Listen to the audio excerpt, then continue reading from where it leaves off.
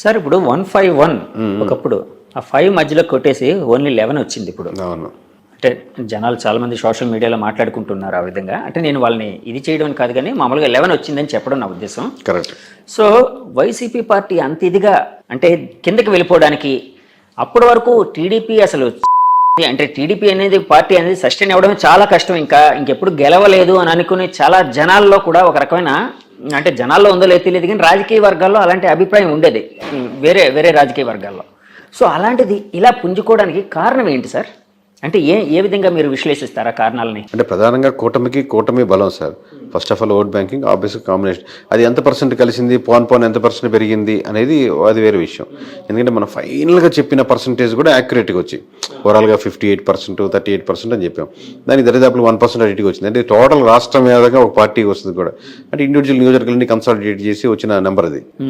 So ఈ percentage ఎలా ఇంత యాక్యురసీగా చెప్పామంటే 1% దీంట్లో తగ్గుద్ది, రోడ్ల వల్ల తగ్గుద్ది, ఇంకో 1% లిక్కర్ వల్ల తగ్గుద్ది, ఇంకో 1% దీని వల్ల తగ్గుద్ది, ఇంకో 1% ఎంప్లాయీస్ వల్ల తగ్గుద్ది, ఇంకో 1% ఎంప్లాయీ కోసం ప్రిపేర్ అయ్యే వాళ్ళ కోసం జరుగుద్ది, ఇంకో 1% ఇక్కడ నుంచి చాలామంది ట్రావెల్ చేసి వాళ్ళు ప్రభావితం చేస్తారు, ఇంకో కొంత పర్సెంట్ 4 to 5% వీళ్ళతో యాడ్ అవుద్ది. ఇలా 1% అది ఓవరాల్ కాదు, నియోజకవర్గాల వరకు ఒక దగ్గర ఉండొచ్చు, ఇంకో దగ్గర రాజధాని ఎఫెక్ట్ వల్ల 2-3% వేరియన్స్ ఉండొచ్చు, ఇంకో దగ్గర వైజాగ్లో ఉండొచ్చు. ఇలా అంతా క్రోడీకరించి నెంబర్స్ చేసుకోవాల్సి వస్తుంది. అదే డేటా సైన్స్లో అదొక అద్భుతం సార్. ఇక్కడి నుంచి అంతమంది జనాలు సంక్రాంతి పండుగకి యాక్చువల్గా హైదరాబాద్ చూడగానే సంక్రాంతికి బీభత్సంగా వెళ్తూ ఉంటారు ఇక్కడ ఉండే ఆంధ్ర వాళ్ళందరూ వాళ్ళ ప్రాంతాలకి. మళ్ళీ ఈ ఎలక్షన్ మే 13ని అలాంటి సంక్రాంతి కనిపించింది. అంటే అంత ఆ విధంగా మైగ్రేట్ అయ్యారు జనాలు. సో అది ఒక ఇన్ఫ్లుయెన్స్ చేసింది. అంటే ఈ స్టాటిస్టిక్స్ని వాటిని నెంబర్స్ని ఇన్ఫ్లుయెన్స్ చేయడానికి అది కూడా కారణం అని అనుకోవచ్చా సార్? వన్ ఆఫ్ ది అంటే ఒక ఆ బేస్ చేసుకొని ప్రతిసారి ఓటింగ్ పర్సంటేజ్ పెరిగితే ఎప్పుడు అపోజిషన్ పార్టీ గెలుస్తుందనో, ఓటింగ్ పర్సెంట్ పెరిగితే ఎప్పుడు సిట్టింగ్ పార్టీ గెలుస్తుందో, అలా ఆ సీక్వెన్స్లో మనం చెప్పలేం. కానీ ఇక్కడ పెరిగినటువంటి ఓటింగ్ పర్సంటేజ్ మటుకు ఆబ్వియస్గా అపోజిషన్ పార్టీకి అడ్వాంటేజ్ అయింది. ప్లస్ అక్కడికి వెళ్ళి వాళ్ళు ఒక అవ్వాతాత వైఎస్ఆర్సీపీకి వేయాలనుకున్నా కానీ వీళ్ళు వెళ్ళి వాళ్ళు ఇన్ఫ్లుయెన్స్ చేసిన సందర్భాలు కూడా ఇంకో యాడెడ్ పర్సంటేజ్. సార్ ఇందాక కూటమి కలవడం ఒక ఓటింగ్ బలం దానివల్ల ప్లస్ అయిందని అన్నారు కదండి సార్. ఒకవేళ కూటమి అంటే టీడీపీ పార్టీ ఇండివిజువల్గా, జనసేన ఇండివిజువల్గా, బీజేపీ ఇండివిజువల్గా పోటీ చేసి ఉంటే యాక్చువల్ వైసీపీ గెలిచేది, అది అందరూ అంటున్నమాట. అవునా అంటే సార్? Depends sir. అది అప్పుడు అంటే చాలా ఫ్యాక్టర్స్, ఇది హైపోథెటికల్ క్వశ్చన్ కాబట్టి అది ఫర్ సపోజ్ టీడీపీ ఇండివిజువల్గానే ఈసారి మనం ఎవరితో కలవము, మనం ఇండివిజువల్గా వెళ్దాం, ఈసారి ఎందుకు కొట్టడం చేస్తాం, రాష్ట్రం అన్యాయం అయిపోతుంది, ఏదో వాళ్ళు చెప్పాలనుకుని చెప్తారు కదా, అలాంటి ఫేజ్లో వెళ్ళి. అలాగే జనసేన కూడా 175 నియోజకవర్గాలు మనం ఇది ఇండివిజువల్గా పోటీ చేద్దాం, ఇది ఈ క్యాండిడేట్ నేను ముందుగానే ప్రకటిస్తున్నాను, పలానా రాము గారు ఇక్కడి నుంచి కంటెస్ట్ చేస్తారు, పలానా రవి గారు ఇక్కడి నుంచి కంటెస్ట్ చేస్తారు, లేదా పలానా 50-60 నియోజకవర్గాలే కన్సాలిడేట్ చేద్దాం, మనం మొత్తం వద్దు 50కి 50 కొడదాం అన్న ప్లాన్తో వెళ్తే వేరే రకంగా ఉంటుంది. లేదు 175 పోటీ చేస్తే ఒక రకంగా ఉంటుంది. లేదు లాస్ట్లో పొత్తుల దాకా వచ్చి పొత్తులు సరిగ్గా కుదరలేదు, నువ్వు ఇచ్చేది నేను ఇచ్చేది మాట అనుకుని విడిపోయారు, అప్పుడు వేరే రకంగా ఉంటుంది. ఇలా నెంబర్ ఆఫ్ ఫ్యాక్టర్స్ బట్టి చెప్పినాం. బట్ పొత్తు లేకపోతే మటుకు చాలా నియోజకవర్గాల్లో టఫ్ ఫైట్ ఇచ్చినది. ఏ సినారియో ఏంటి అనేది ఒక్కొక్క దాంట్లో ఒక్కొక్క అడ్వాంటేజ్ ఉంటుంది. అవునండి సార్. యాక్చువల్గా పవన్ కళ్యాణ్ గారు అంటే చంద్రబాబు గారు జైలు ఉదంతం జరిగిన తర్వాత పవన్ గారు వెళ్ళి యునానిమస్గా వాళ్ళకి అక్కడ ఒక సపోర్ట్ ఇవ్వడం అనేది ఈ రాజకీయ చిత్రాన్ని మార్చడానికి మెయిన్ కారణం అని భావించచ్చా సార్? ఒక షఫాలజిస్ట్గా భావిస్తారా? అంటే దాని ముందు జరగాల్సిన నష్టాలు జరుగున్నాయండి. ఇప్పుడు 1% అని ఇంతకుముందు యాడ్ అయినాయి. రోడ్లు ఆ రోజుతో బాగుపడలాగా, లేదా ఆ రోజు నుంచి రోడ్లు బాగా లేకుండా లేవు కదా, రోడ్లు తీసుకుంది. లేదా ఎంప్లాయీస్ శాతం ఆల్రెడీ పవన్ కళ్యాణ్ కలిసినా కలవకపోయినా ఎంప్లాయీస్ అనేవాళ్ళు నెగిటివిటీ ఉన్నారు. ఇలా ఆల్రెడీ రెడీగా ఉంది. ఆ రెడీగా ఉన్నది కూటమిలో ఎవరికి వెళ్ళాలి, బీజేపీకి వెళ్ళాలా, టీడీపీకి వెళ్ళాలా, జనసేనకి వెళ్ళాలని ఆ తర్వాత మారింది. లేదు ముగ్గురు కూటమే కాబట్టి ఒక పార్టీకి వెళ్తున్నాయి. అసలు ఎవరి కేకే గారు ఎప్పటి నుంచి ఈ రంగంలోకి వచ్చారు? ఇలానే మీ పర్సనల్ లైఫ్ కోసం, మీ ప్రొఫెషనల్ లైఫ్ కోసం తెలుసుకోవాలని చాలా మందికి ఒక ఉత్సుకత అనేది అయితే ఉందండి ప్రపంచవ్యాప్తంగా. సో ఎక్కడ సార్ మీది, ఎక్కడ ప్రాంతం, ఏంటి, ఎప్పటి నుంచి ఈ ఫీల్డ్లోకి వచ్చారు? మా సొంతూరు నెల్లూరు అండి. ఈ సర్వీస్కి రాకముందు నేను 8 సంవత్సరాల వరకు సాఫ్ట్వేర్ ఇంజనీర్గా పనిచేశాను. సో దీంట్లో ప్రధానంగా రావడానికి ఒక కారణం ఏంటంటే ఏదైనా పాజిటివ్ పనులు వీళ్ళతో చేపించేదానికి ఆస్కారం ఉంటుంది ఎమ్మెల్యేలతో. ప్లస్ ఓట్ బ్యాంకింగ్ కూడా కన్వర్ట్ అవుతుంది కదా. ప్లస్ ప్రజల పల్స్ నిజంగా ఏం కోరుకుంటున్నారు, నిజంగానే అందరూ డబ్బులకే ఓట్లు వేస్తారా, అట్లాంటి రకరకాల డౌట్స్ ఇన్ని కరెక్ట్గా మనం నిజాయితీగా చెప్తే యూజ్ అవుద్ది. ఒకటి నా స్వార్థం ఏంటంటే వాళ్ళ చేత మంచి పనులు చేయించవచ్చని, ఒకటి ఏంటంటే మంచి పనులు చేస్తే ఓట్ బ్యాంకింగ్ కూడా మారుద్దని. సో సర్వీస్ చేయించుకున్నాం, రిజైన్ చేసి సాఫ్ట్వేర్ నుంచి బయటకు వచ్చి చాలా కష్టాలు అక్క మొక్కలు తినే పెద్ద దగ్గర ఉంటుంది, అది ఇదే పెద్ద తేడా కాదు. కానీ సో ఓవరాల్గా అది చేయడం మొదలుపెట్టింది, అది సక్సెస్ అయింది, నిజాయితీగా ఉన్నారు. ఇప్పుడు ఇంకా మీ పర్సనల్ వరకు వస్తే మా మిస్సెస్ పేరు ధనలక్ష్మి, మేము హైదరాబాద్లోనే ఉంటాం. ఓకే. నాకు 2 కొడుకులు. పెద్దవాడు 5th క్లాస్ అవుతున్నాడు, చెగువీర వాడి పేరు. రెండోవాడు వచ్చాను, వాడికి 4 years. చెగువీరా అండి? మనం చెగువీరా అంటాం, అతను యాక్చువల్ ప్రొనౌన్సియేషన్ చెగువీరా అంటాం. మేము మామూలుగా చెగు అని పిలుస్తాం. మీకు అంటే ఆ ఇన్ఫ్లుయెన్స్ ఏమైనా ఉందా అంటే అలాంటిది? అతను పవన్ కళ్యాణ్ గారు ఎక్కువ ఇన్ఫ్లుయెన్స్ అయ్యేవారు. చాలా లేదు సార్. మామూలు కమ్యూనిస్ట్, మా నాన్నగారు కమ్యూనిస్ట్ లీడర్, డిస్ట్రిక్ట్ వైజ్. కొంచెం బుక్స్ చదవడం, లేకపోతే ఒకసారి లాంగ్ బ్యాక్ నేను ఒక బైక్ మీద ట్రావెల్ చేస్తూ ఉన్న ఒక మూవీ ఉండేది, కంప్లీట్ మోటార్ సైకిల్ డైరీస్ అనేది ఉంది కదా. ఆ మూవీ చూశాను మామూలుగా. చూస్తున్నప్పుడు అప్పుడు ఎవరు చెగువేరు నాకేం తెలియదు అప్పటికి. మూవీ చూసి అద్భుతంగా, నాకు ట్రావెలింగ్ ఇష్టం, బైక్ అలా ట్రావెలింగ్ అనేది.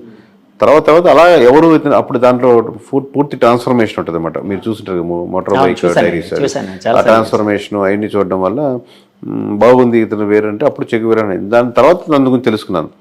అప్పుడు వాళ్ళ ద్వారా పవన్ కళ్యాణ్ ఇష్టం లేదా వాళ్ళ ఇష్టం సంబంధం లేదు, నేను ఇండివిజువల్గా తీసుకుంది. బట్ కోఇన్సిడెంట్లీ వాళ్ళు అదే కనెక్ట్ అయ్యింటారు, నేను అట్లా అంతే. అది యూనిక్నెస్ 50% అంటే కనెక్ట్ అని కూడా కాదు. ఇప్పుడు అనిల్, సునీల్, రవి, కిరణ్ అట్లా ఇన్ని రొటీన్ పేర్లు కదా. నేను స్కూల్స్ లో ఈ పేరు ఇంకోటి ఉండకూడదు అన్న 50% రీజన్. ఇంకోటి నేను కనెక్ట్ అయిన డైరీస్, దాంట్లో అతనికి ఆల్రెడీ ఆ పేరుకి ఒక స్టోరీ ఉంది, ఒక యూనిక్నెస్ ఉంది కదా అనేది. ఇట్లా రకరకాల కాన్సెప్ట్. ఇందాక మీరు ఒక మాట అన్నారు, షెఫాలజిస్ట్గా ఉంటే పొలిటీషియన్స్ మంచి పనులు చేయించచ్చు. అది ఎలా సాధ్యపడుతుందండి? అంటే మనం సర్వే అండ్ స్ట్రాటజీస్ కదా సార్. ఎమ్మెల్యే కలుస్తాం, వాళ్ళు సర్వే రిపోర్ట్ ఇస్తాం కదా. లాస్ట్లో మీరు ఇక్కడ నెగిటివిటీ చెప్తున్నప్పుడు మీరు ఈ పనులు చేయండి సార్, అక్కడ యూజ్ అవుతుంది చెప్తాం కదా. ఆయనకి అడ్వైజ్ చేస్తాం, స్ట్రాటజీ కూడా చెప్తాం కదా ఎక్కడెక్కడ నెగిటివిటీస్ ఉన్నాయో. అప్పుడు ఆ థింగ్స్ చెప్పేటప్పుడు కొంచెం అక్కడ ఏదో ఎలక్షన్స్లో పెట్టుకునే డబ్బులు, లాస్ట్ మినిట్లో పెట్టే డబ్బులు పెద్ద ఓటింగ్ % డిఫరెన్స్ ఉండదు. అది అమౌంట్ దీని మీద ఇన్వెస్ట్ చేయండి, మంచి పని మీద, ఇక్కడ కార్యక్రమం మీద. ప్రజలకు ఎంతో హెల్ప్ అవుతుంది. మీకు ఆయన కావాల్సింది ఏంది? ప్రజలకు గెలిప పక్కన పెడదాం, గెలవాలి. పోటీ చేసినప్పుడు గెలవాలి, ఫస్ట్ రీజన్ అదే. ఆ రీజన్ సక్సెస్ఫుల్ అవుతుంది కదా. అదే వేరే దగ్గర పెట్టే బదులు, రేపు పొద్దున్న లాస్ట్లో 20 కోట్లు 40 కోట్లు పెట్టే బదులు ఇక్కడ 2 కోట్లు పెట్టి ఈ గ్రామంలో ఈ సమస్యను తీర్చగలిగితే ఇది స్టాండ్గా ఉండిపోతారు. దాన్ని అడ్వర్టైజ్ చేసుకుని ఇంకో ₹1 పెట్టి, అదే సమస్య. అలా మంచి పనులు అంటే అలా యూస్ఫుల్ పనులు అనమాట, లాంగ్ రన్గా ఉండేటట్టు. ఇది డబ్బులు ఇస్తే టెంపరీ, తలా 2,000 ఇచ్చినా తీసుకుంటే, తలా 3,000 ఇచ్చినా తీసుకుంటారు. కానీ టెంపరీ కదా, 2 రోజులు ఖర్చు అయిపోద్ది. కానీ అటుగా ఒక ఆర్గనైజేషన్గా ఏదైనా స్ట్రక్చర్గా మీరు ప్లాన్ చేశారనుకోండి, ఆ 2-3 గ్రామాలకి స్టాండర్డ్గా ఉంటుంది ఎప్పటికీ. సార్, ఇందాక మీరు ఒక మాట అన్నారు, కూటమి కలవడానికి ముందే జరగాల్సిన నష్టం జరిగిపోయింది వైసీపీ పార్టీకి. అంటే జరగాల్సిన నష్టం అంటే వాళ్ళు చాలాసార్లు చెప్పుకొని వచ్చారు, మేము లక్షల కోట్ల డబ్బులు జనానికి పంచుతూ ఉన్నాం, ఎలాంటి మధ్యవర్తి లేకుండా జనం అకౌంట్స్కి వెళ్ళేటట్టు, వాళ్ళకే లబ్ధిదారులకి డైరెక్ట్ గా చేరేటట్టు చేస్తున్నాం. సో అదంతా మాకు చాలా హెల్ప్ చేస్తుందని. సో నష్టం అన్నారు కదా సార్, ఆ నష్టం ఏంటి సార్? అంటే 3 రాజధానులు ఇలాంటివి ఏమైనా నష్టపరిచాయా వాళ్ళని? అంటే హెల్ప్ చేసిన ఆ మాట, వెల్ఫేర్ స్కీమ్స్ ఖచ్చితంగా పాజిటివ్ ఉంటుంది సార్, దాంట్లో డౌట్ లేదు.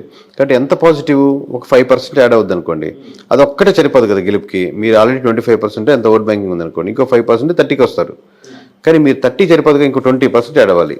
లేదా మీకు లాస్ట్ టైం పడేటువంటి 50%లో ఇంకో 10-15 మంది వెళ్లకుండా ఆగాలి. అప్పుడు కానీ మీరు 30కి రారు. ఇప్పుడు మీరు వెళ్లకుండా ఆగాలంటే రోడ్లు బాగుండాలి. రాజధాని ఇష్యూలో నిజంగా రాజధాని కాకుండా రాజధాని పక్కన పెట్టు, ఇది బాగుంది చూడు అని ఆల్టర్నేటివ్ ఉండాలి. రాజధాని కాన్సెప్టే కాదు, దాన్ని మించిన ఎమోషన్. మీరు ఒక దాంతో సఫర్ అవుతున్నారు, నాకు ప్రమోషన్ కావాలంటే ఖచ్చితంగా ప్రమోషన్ ఇవ్వాలండి, శాలరీ పెంచుతాను, ఓకే అంటే ప్రమోషన్ పక్కన పెట్టి మీకు శాలరీ సాటిస్ఫై అయ్యారు. సో ఆ ఎమోషన్ ని కనెక్ట్ చేయడం ఏదో అంతే, 100%. లేకపోతే ఇన్ని రకాలుగా డ్యామేజ్ అవ్వదు, ఇన్ని లేయర్లు. సో ఏ ఎమోషన్ ఎక్కడ మిస్ అవుతున్న దానికి ఆల్టర్నేటివ్ గా మీరు ఇంకో ఎమోషన్ యాడ్ చేయగలగాలి. ఆ ఎమోషన్ యాడ్ చేయడంలో మిస్ ఫెయిల్ అయింది సార్. అలాగే నేను చాలా మంది దగ్గర, పెద్ద వాళ్ళ దగ్గర ఒక మాట అయితే విన్నాను, అసలు ఈ ఎలక్షన్ అంతా జగన్ వర్సెస్ జగన్ గా జరిగింది. అంటే వాళ్ళు అన్నది ఏంటంటే జగన్ రావాలి, జగన్ పోవాలి, ఈ రెండింటి మీదే బేస్ అయ్యి ఈ ఎలక్షన్ నడిచింది అని. ఇలాంటి స్టేట్మెంట్ ని మీరు అంటే యాక్సెప్ట్ చేస్తారా, ఏకీభవిస్తారా, లేకపోతే డినై చేస్తారా? అంటే పార్షియల్ కరెక్ట్ ఉందండి. పోయినసారి చంద్రబాబు రావాలి, చంద్రబాబు పోవాలి అన్నట్టు జరిగింది అనుకున్నాం అనుకోండి. అబ్వియస్ గా 2 పార్టీల మధ్య ఓటు బ్యాంకింగ్ జరుగుతున్నప్పుడు 2 పార్టీలో ఎవరికి చంద్రబాబు జగన్ అనుకుంటున్నారు. వీళ్ళు చెప్పేటప్పుడు జగన అని వీళ్ళు దాన్ని ప్రమోట్ చేస్తున్నారు. బట్ యాక్చువల్లీ ఏంటంటే ఏ నియోజకవర్గంలో ఆ నియోజకవర్గంలో ఓటేస్తారు. ఇప్పుడు మొత్తం రాష్ట్ర వ్యాప్తంగా నా ఓటు రిప్రజెంట్ చేస్తున్నాను అని కాదు కదా. నా నియోజకవర్గంలో ఈ ఎమ్మెల్యేకి వేద్దామా, ఎమ్మెల్యేతో పాటు చంద్రబాబుని కూడా చూసేద్దామా, ఎమ్మెల్యే చెడ్డోడు కానీ తెలుస్తుంది, కానీ చంద్రబాబు మీద నాకు అభిమానం ఉంది వేద్దాంలే, అది వీడు చాలా మంచివాడు ఎమ్మెల్యే, కాకపోతే జగన్ మీద నాకు వ్యతిరేకత ఉంది వీళ్ళేంలే. సో ఈ ఫ్యాక్టరీ ఒకటి ఆలోచిస్తాడు. వీడు ఓవరాల్గా జనం అని అనుకోడు, నేను తన ఓటు తమ అంటే వాళ్ళ ఇంట్లో వాళ్ళు ఓటు ఇన్ఫ్లుయెన్స్ చేయగలుగుతారు. కన్సాలిడేట్గా మనం చెప్తున్నప్పుడు మనం యాజ్ ఏ సర్వే దాంట్ నుంచి వచ్చాం కాబట్టి కన్సాలిడేట్గా ఆ ఓట్ బ్యాంకింగ్ ఎలా వెళ్తుంది అనుకుంటాం. దాంట్లో నెగిటివిటీస్ ఏంది, పాజిటివిటీస్ ఏంది, ఏ ప్రాంతానికి ఆ ప్రాంతానికి బట్టి తగ్గట్టే. సార్, రాష్ట్ర వ్యాప్తంగా వైసీపీ పతనానికి ముఖ్యమైన కారణాలు ఏమైనా ఒక 2-3 చెప్పాల్సి వస్తే ఏది మెయిన్ కారణంగా చెప్తారు? పతనం అనేది కరెక్ట్ కాదు సార్. పతనం అనేది పతనం means అదే నేను పొలిటికల్ స్ట్రాటజీ మాట్లాడుతున్నాను అంతే. పతనం ఏంటంటే వాళ్ళు 30% ఓట్ బ్యాంకింగ్ ఉంది, వాళ్ళ ఓట్ బ్యాంకింగ్ వాళ్ళకి స్టిల్ ఉంది. ఓకే. మీరు 100 మందిలో 30 మంది అటు నిలబడ్డారు, 70 మంది నిలబడ్డారు ఇటు. మనకి ఇట అల్గారిథమ్స్ లో మనకు ఉన్నటువంటి rules and regulations government of ఇండియాలో ఉన్నట్టు కాబట్టి మెజారిటీ ఓట్ బ్యాంకింగ్ బట్టి సీట్లు రావు కాబట్టి ఓన్లీ నియోజకవర్గాల బారు కాబట్టి మీకు తక్కువ కనపడుతుంది. కానీ 100కి 30% మంది అంటే చిన్న నెంబర్ కాదు. ప్రతి కోట్లో 30 లక్షల మంది ఉన్నారు. సో సీట్లు అంటే ఇప్పుడు ఇందా చెప్పినట్టు ఒక్కొక్కటి ఫ్యాక్టర్. ఇందా చెప్పినట్టు రోడ్డు కావచ్చు, అక్కడ స్కూల్స్ కావచ్చు, హాస్పిటల్స్ మంచి డెవలప్మెంట్ లేకపోవడం కావచ్చు, రకరకాల ఫ్యాక్టర్స్. అంటే ఏదో ఒక ఎమోషనల్ కాంటాక్ట్, ఏదో ఒక రీజన్ అయితే అంటే స్టేట్ వైడ్ గా ఏదో కారణం ఉండే అవకాశం ఉంది కదండి. అట్లాంటిది ఏదంటారు? అంటే ఒక షెఫాలజిస్ట్ గా మీరు స్టేట్ వైడ్ గా అదే సార్. ఇప్పుడు మీకు ఇప్పుడు అంటే మీకు వన్ సైడ్ కనపడింది కాబట్టి అలా అనిపిస్తుంది. ఇప్పుడు రాజధాని స్టేట్ వైడ్ జరిగిందంటే రాజధాని మీకు కృష్ణాల గుంటలో ఉన్నట్టు మీకు శ్రీకాకుళంలో ఉండకపోవచ్చు, రాప్తాడులో ఉండకపోవచ్చు. రాప్తాడు ప్రజలు మనకు అమరావతిలో ఉండే రాప్తాడు ప్రజలు రాప్తాడు సమస్యల మీద వేస్తుంది. అలాగే స్టేట్ వైజ్ ఉన్న డెవలప్మెంట్ మీద కూడా చూసుకుంటూ ఉంటుంది. అలాగే కొంచెం ఎమ్మెల్యే మంచివాడైతే కొంచెం కన్సిడర్ అవుద్ది. అయితే 2-3 సార్లు ఓడిపోయినాడు, ఈసారి గెలవాలన్న సానుభూతి అవుద్ది. ఓవరాల్ జనరలైజ్గా స్టేట్మెంట్ చెప్పలేము. కూటమి కట్టడం జనరలైజ్గా స్టేట్మెంట్ చెప్పుకోవచ్చు. కూటమి రాష్ట్ర వ్యాప్తంగా అడ్వాంటేజ్ అయింది. అంటే నేను చాలా మంది మా ఛానల్ తరఫున కొంతమంది పబ్లిక్ బైట్స్ తీసుకునేటప్పుడు చాలా మంది ఏమనేవారంటే, అంటే కూటమిని యాక్సెప్ట్ చేసే వాళ్ళందరూ వెల్ఫేర్ అనేది ఉంది కానీ డెవలప్మెంట్ లేదు, సో డెవలప్మెంట్ లేకపోవడమే మాకు చాలా ఇబ్బందికరంగా ఉందనేవారు. ఆ డెవలప్మెంట్ లేకపోవడం అనేది రాష్ట్ర వ్యాప్తంగా వైసీపీని ఓడించడానికి కారణమై ఉండొచ్చా సార్? డెవలప్మెంట్ మీరు కొన్ని విషయాలు చేసినప్పటికి కూడా ఆ నియోజకవర్గంలో వాళ్ళు they have to feel this development. నాకు మంచి స్కూల్స్గా మార్చారు. ఈరోజు నా పిల్లవాడిని మధ్య తరగతి నాకు 30,000 వస్తున్నాయి. నేను ప్రైవేట్ స్కూల్ కట్టి 20,000 కట్టి పంపించాల్సిన అవసరం లేదు. ఈరోజు మంచి జగనన్న స్కూల్స్ బాగున్నాయి, నేను దానికే పంపిస్తాను. అందరూ అలా ఊర్లో ఎక్కువ మంది వెళ్తున్నారు అనుకోండి, ఆబ్వియస్గా మీరు వాళ్ళకి అడ్వర్టైజ్ చేసుకోనక్కర్లే.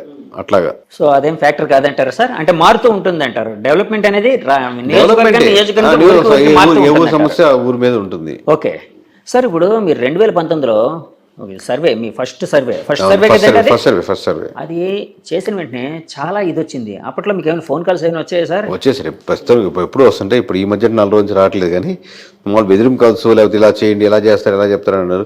పోనీ మీరు ఒక నెంబర్ చెప్పండి సార్ అంటారు. అంటే ఎమ్మెల్యేస్ నుంచి, మినిస్టర్ నుంచి నాకు రాదు. నాకు అడ్వాంటేజ్ ఏంటంటే నాకు అన్ని పార్టీల నుంచి తెలిసిన వాళ్ళే కాబట్టి సన్నిహితులే. అది మనం వర్క్ చేసిన క్లయింట్. సన్నిహితం అనకంటే కూడా క్లయింట్ అనొచ్చు, ఎందుకంటే ఆ డిఫరెన్స్ ఉంటుంది. సన్నిహితం అంటే క్లోజ్నెస్ అయిపోతుంది. సో క్లయింట్సే కాబట్టి మ్యూచువల్ రెస్పెక్టే ఉంటుంది. అది వాళ్ళు వేరే ఆ జిల్లాలో వేరే వాళ్ళు తెలియకపోయినా కేకే నాకు తెలుసు బాగా చేస్తారు అని వాళ్ళు వెళ్తుంటారు కాబట్టి నాకు వాళ్ళ నుంచి థ్రెటన్ కాల్స్ ఉండవు. కింద ఉండేటువంటి ఎవరైనా విలేజ్లో ఉండే చిన్న వాళ్ళు, పార్టీ మీద అభిమానంగా ఉండేవాళ్ళు ఒకసారిగా జీర్ణించుకోలేరు కదా. 151 జీర్ణించుకోలేరు, ఇప్పుడు 161 వస్తాయని చెప్పినా జీర్ణించుకోలేరు. వాళ్ళ కోపం అనమాట, మన పార్టీ ఎలా పోద్ది అని ఫ్రస్ట్రేషన్ అలా ఉంటుంది.